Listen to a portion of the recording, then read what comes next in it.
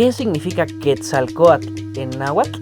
Seguro has escuchado que Quetzalcóatl significa la serpiente emplumada. Pues déjame decirte que esto es falso. El náhuatl es un idioma aglutinante y Quetzalcóatl son dos palabras aglutinadas, Quetzali y Coatl.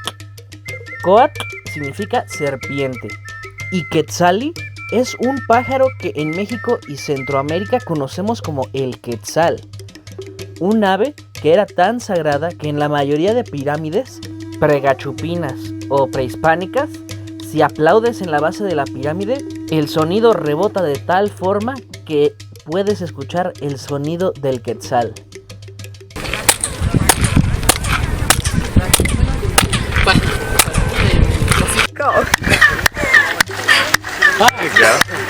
Sígueme para aprender idiomas.